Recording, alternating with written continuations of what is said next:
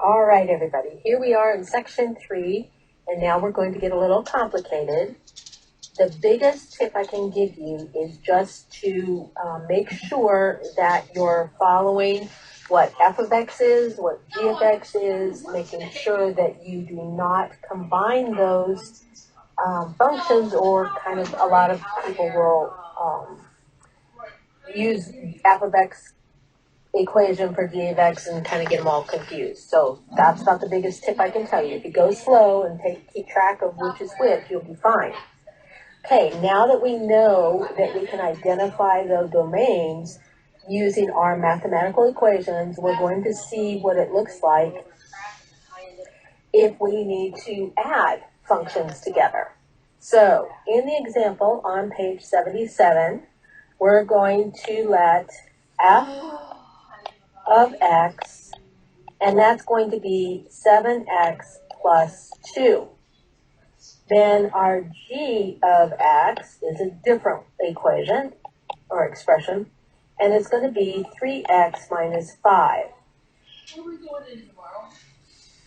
Now, what they want us to do is add these two together, and you know that because they'll say function f and g, add those together, combine those. And x stands for if you've given an x, or in this case, we're only given an equation. So they're saying add f of x and g of x together. So then we substitute. Our f of x is 7x plus 2, and our g of x is 3x minus 5. Since this is addition, we are combining like terms. I have 7x and 3x. That gives me 10x.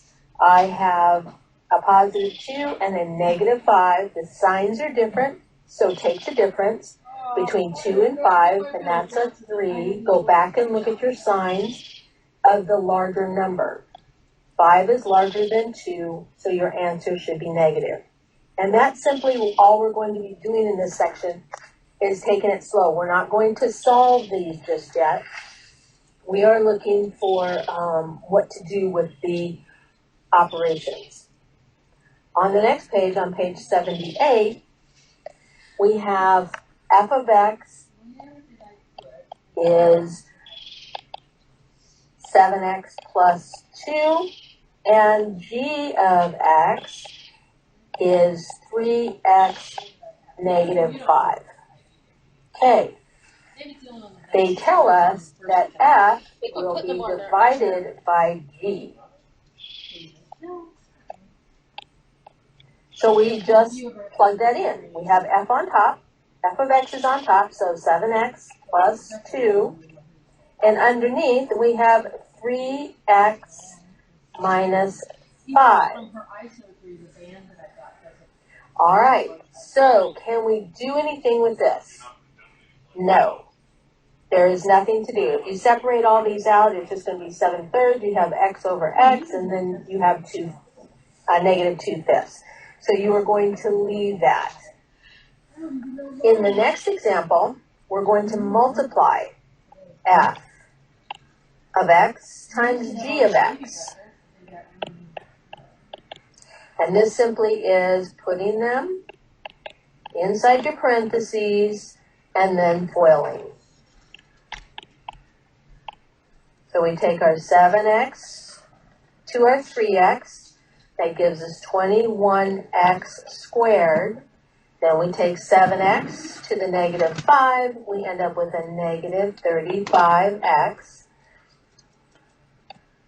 Now we're going to take our 2 to 3x, and that's going to give us a positive 6x. And we're going to take our positive 2 to our negative 10.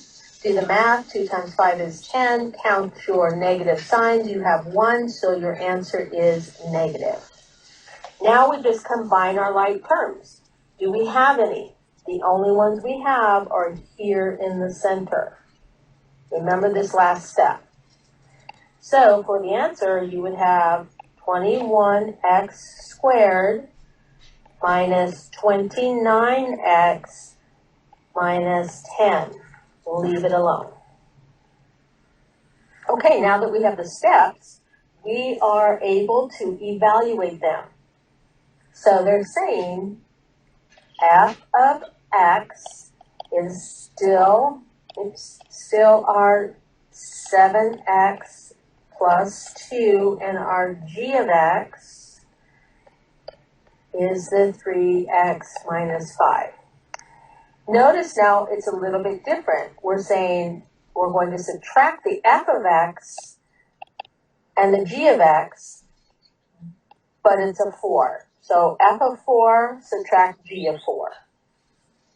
You simply substitute the 4 in place of the x in both equations and subtract them. So put them in parentheses. 7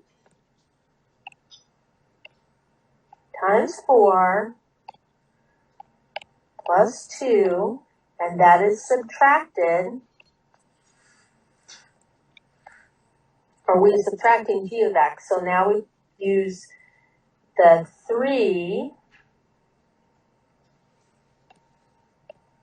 times our 4 and minus our 5. Follow PEMDAS. PEMDAS rules.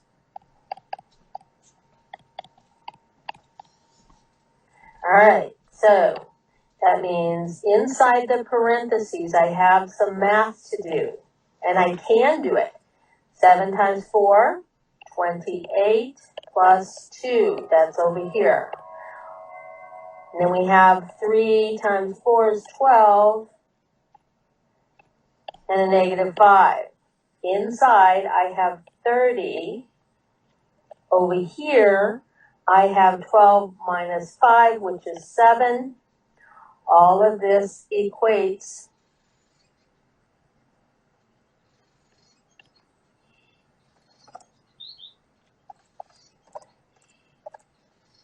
to 23.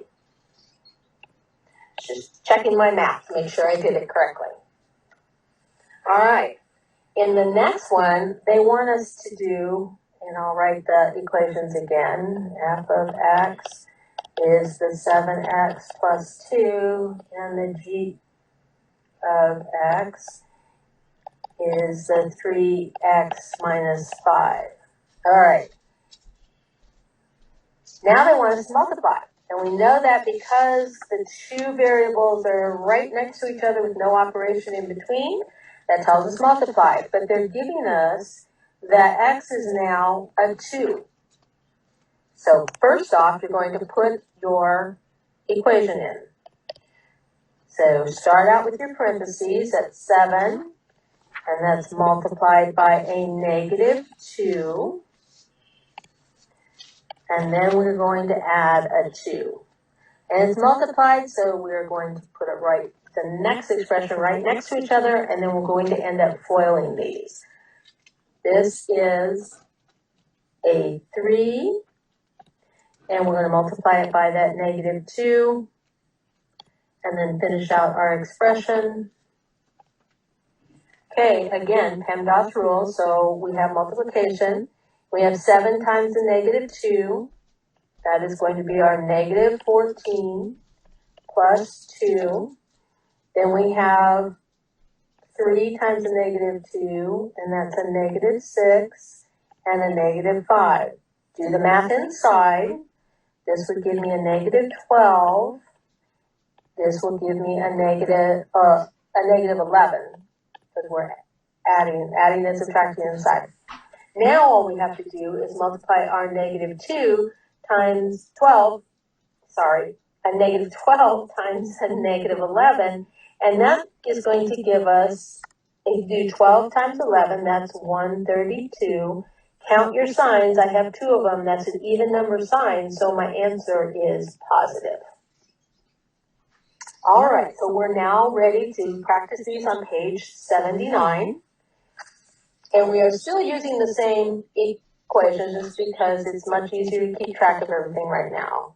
So your f of x is still the 7x plus 2, and your g of x is the 3x minus 5. They want us to divide the f of x by the g of x. And this is when x is a negative 1. All you do is plug it in. 7 times that negative 1 plus 2. Underneath, we have 3 times a negative 1, and we're subtracting 5. 7 times negative 1 is a negative 7. Add a positive 2. 3 times the negative 1 is a negative 3. We have a negative 5. This ends up being a negative 5 over a negative 8. We have two negatives. Remember, this is a division problem. So whenever you are multiplying or dividing, you're going to count your signs. Then you have two negatives, ends up making this a positive 5/8. Do not forget this last step.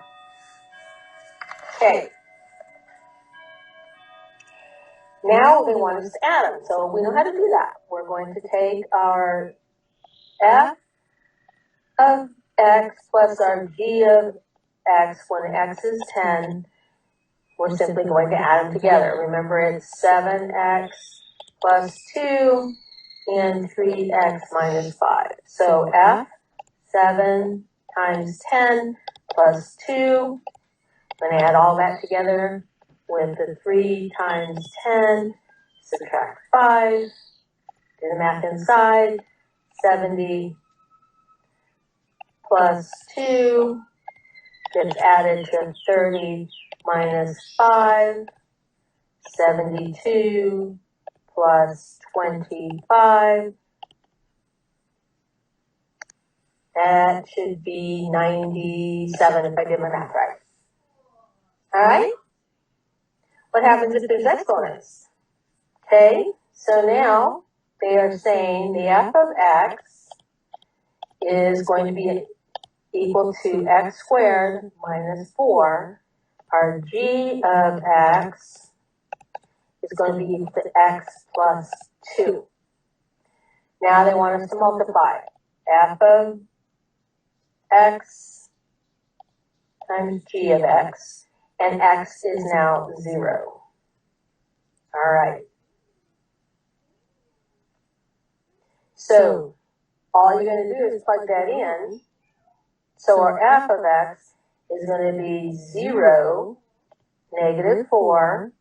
But remember, we have to multiply that to our 0 plus 2. Go ahead and evaluate that. That's a negative 4 times 2. You're going to end up with 2. 4 times 2 is 8. Count your signs. You have one negative. That means it is a negative 8. Not so bad. It's just memory to keep track of everything. That's the hard part. All right. We'll do one more. Well, we'll do a couple more here. All right. For the next one, they're asking us to see f of x. Oops, not a 7. F of x is x squared minus 4.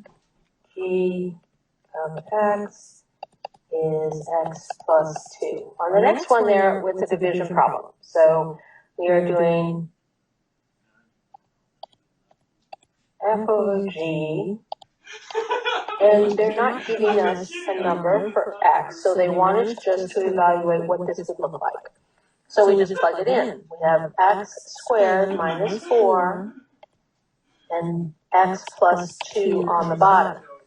By now you should recognize that this is the difference of a perfect square.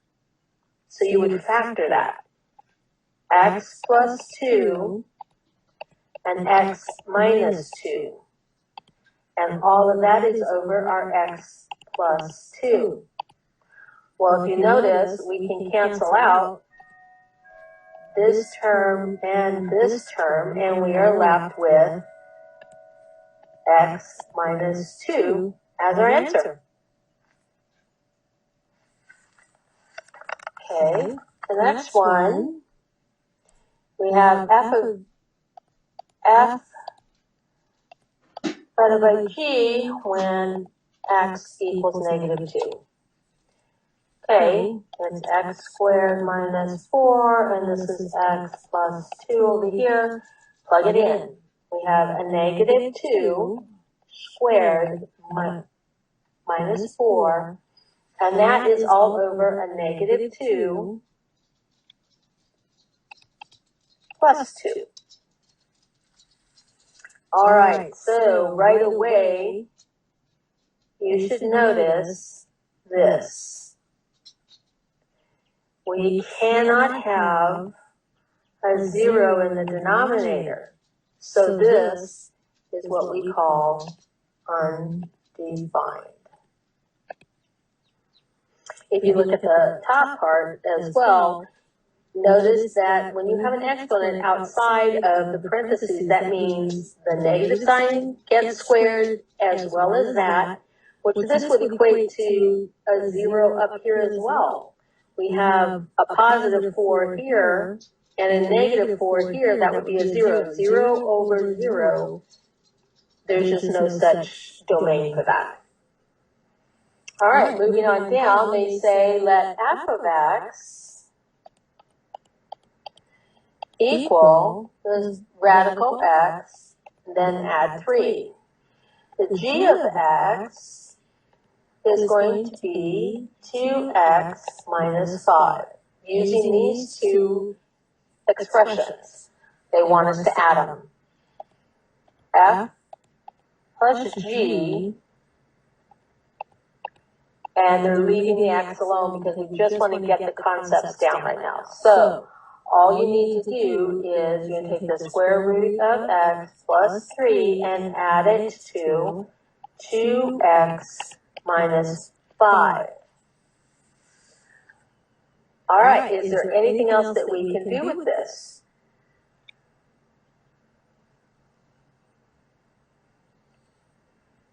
Oops, that should be a 3 there. Well, yeah, the only thing we can do is to add our constants. Those are like terms. We can combine those. So you would have your square root of x, and I'm going to put my 2x, get that out of the way. And now I'm going to evaluate what is a positive 3 and a negative 5. Well, that's a negative 2. And that would be your final. You may leave it like that. It can be in any order, but my brain just works like that. I like to keep things straight. All right, for our next one, we still have that f of x is the square root of x, plus 3. G of x is still our 2x minus 5. Now they want us to multiply. F times g of 9. And make that a 9 so it doesn't look like an A. Okay. So everywhere we see that x, we're going to substitute in the 9. We need the radical 9. We need that answered, and then add 3. So we're going to multiply it to 2 times 9 minus 5. Well, remember the radical is asking, what are my doubles? And so 3, I have 2 sets of 3, so 3 is my doubles. 3 plus 3. 2 times 9, 18. We're going to subtract 5. So this would be 9. And that's going to be multiplied together to 13. And the answer to that should be 78. Both of them are positive, so we have a positive answer. Okay, let's take a look at the examples on page 80. So sometimes, like we practiced before, they don't give us a number, they just give us a different variable. So our f of x is equal to 6 and a negative 9x, and our g of x is equal to 5x plus 12. We're going to use that for the following three, it looks like three examples. Okay, so here they want us to divide the f by the g of m. Again, we're just plugging in the m everywhere where that x is. So f is on top, 6 minus 9m, because 9 times m, you can do that all in one step. And then we have 5m plus 12. Remember not to put the m to any other, only where the x is, and you would leave it there. Okay, for the next one, we have a negative w. So we are still using the f of x and the g of x. But now we are going to add those two functions together when x is a negative w.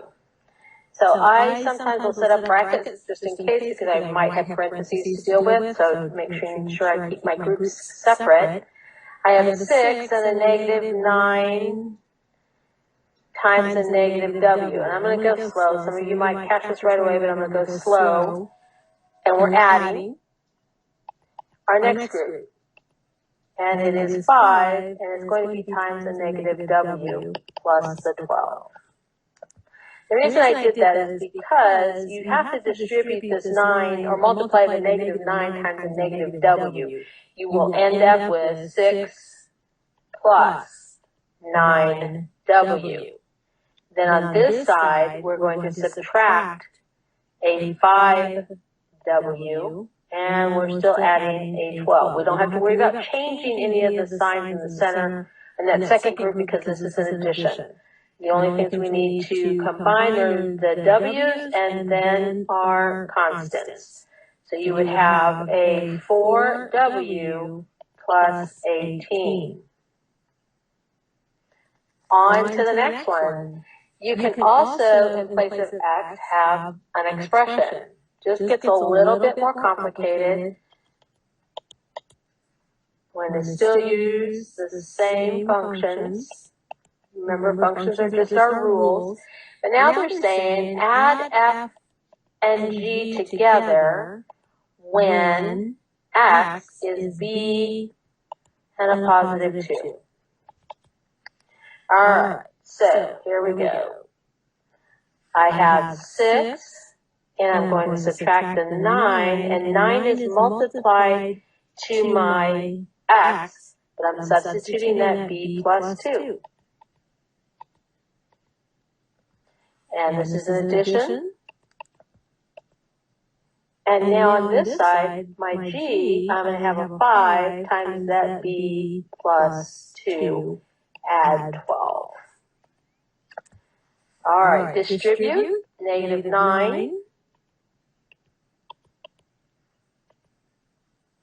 And negative 9. Take the 5 and the 2.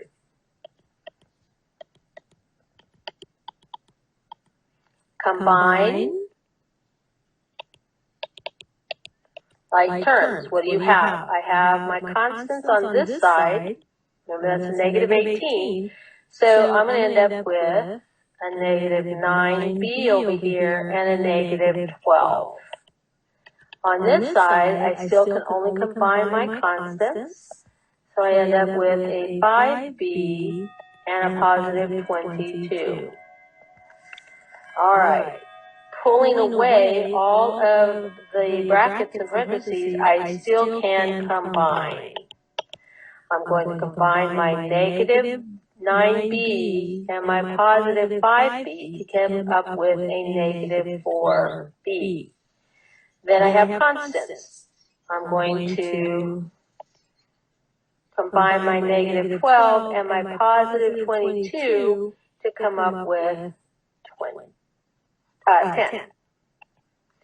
So the difference between 22 and 12 is 10, and there is the final answer for that. Even though these kind of look complicated, they're really not. You just go slow and remember combine, combine, combine. All right, now we're going to deal with a little bit different. We're going to deal with some different functions. The process is still going to be the same. And our g of x this time will equal to an x plus 5. There's our rule. All right, now they want us to multiply the f times the g when it equals a negative g. Now I'm going to put this in a different color because it was not very good of them to do this too. It might be confusing. So knowing that the negative g is still going to be this equation, we're going to put it in and multiply. In my first group, I'm going to have this negative g, and remember that is going to be squared, and we're going to minus that 1. Now we're multiplying our second part, and I have a negative g plus 5. This is, you want to handle this first, so that becomes g squared in my first group. And I still just have the negative g plus 5 in my second function. Now it's just FOILing. We take our g squared to our negative g, and we end up with a negative g cubed. Now I take my g squared to that positive 5, and I end up with a positive 5g squared. All right, now I got to do this negative 1 to each of those. I have a negative 1 times a negative g. That is going to end up to be a positive g. Then I take my negative 1 to the positive 5 and end up with a negative 5. Now you're going to look to see if there's anything that you can combine. All of the exponents are different, so you cannot combine your variables, and you have to leave your constant. That is your final answer. All right, the next one, they want us to divide f and g. So our f is still our x squared minus 1, and our g is the x plus 5.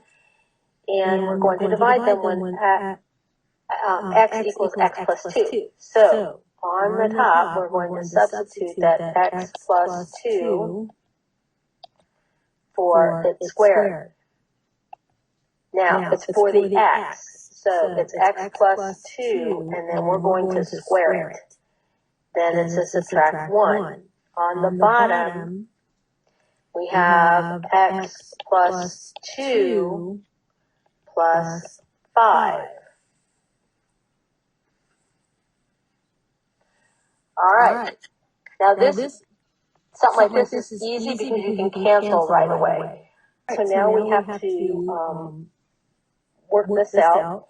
And for the top, we're going to have the x plus 2 squared. It's the entire expression that's squared, and then a minus 1.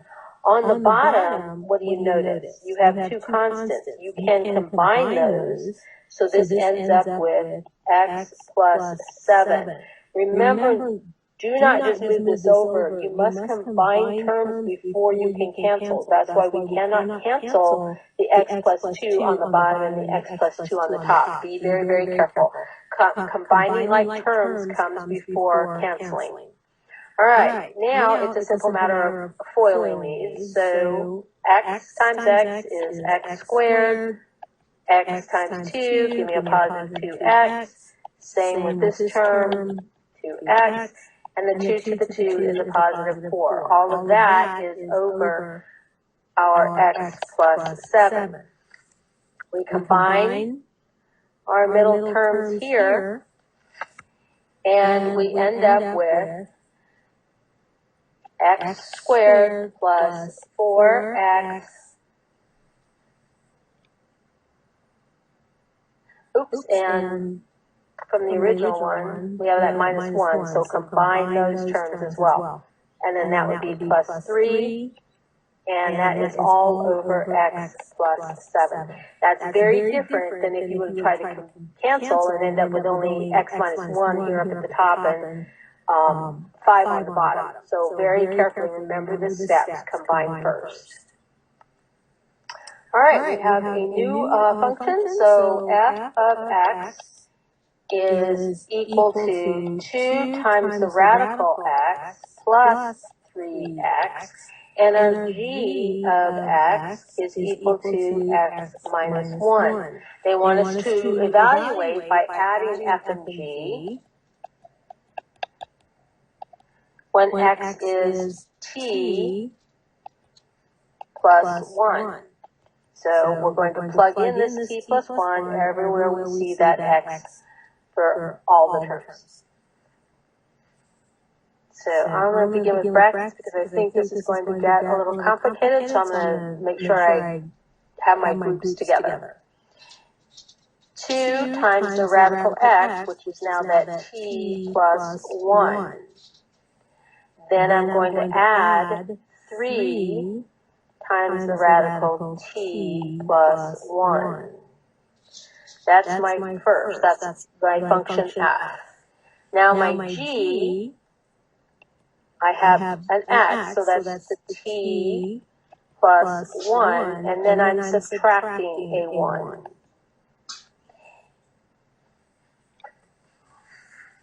All right.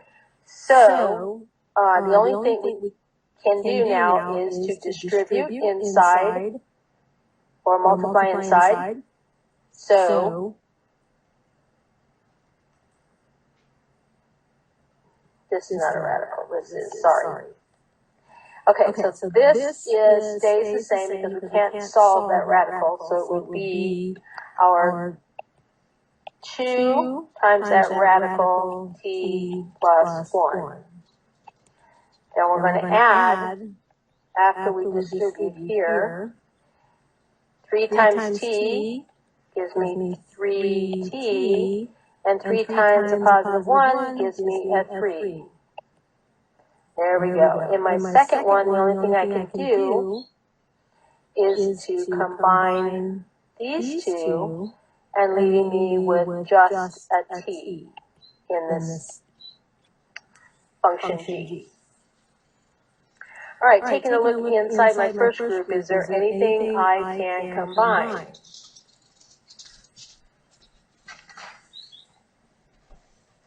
No, everything's okay.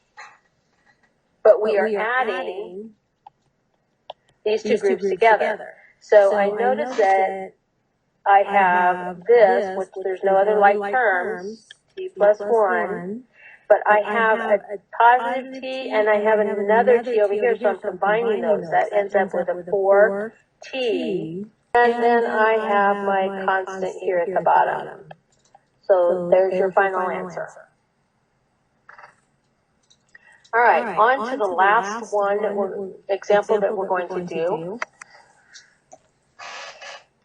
And f of x is t radical x plus 3x, and g of x is equal to x minus 1. We're subtracting now the f and g functions when it is x squared. Okay, so x is squared. That means every time you see that x, it's got to be squared. Don't square the 2 on the outside. Here we go. We have a 2 times the radical x squared plus 3 times x squared, which is giving me 3x squared. We're subtracting the g. So x squared is in place of x, and we're subtracting 1. Inside the radical, can I answer that? I certainly can, because I do have a pair of doubles, so the answer to radical x squared is x. So, and I'm multiplying it 2 times it, so it's 2x plus my 3x squared. Then I'm going to subtract an x squared, and then I'm going to add a 1. All right, combine your like terms. It's the x squared there in the center. So I end up with 2x squared plus 2x plus 1. And there's your final. All right, I will again send the handwritten pictures from the PowerPoints, and that should kind of help you if you get confused or get stuck. Please email me. I'll try to help you as best I can. Stay safe. See you next week. Oh, and by the way, this assignment, since we're closed on Friday, this will be due on Monday. Have a great weekend.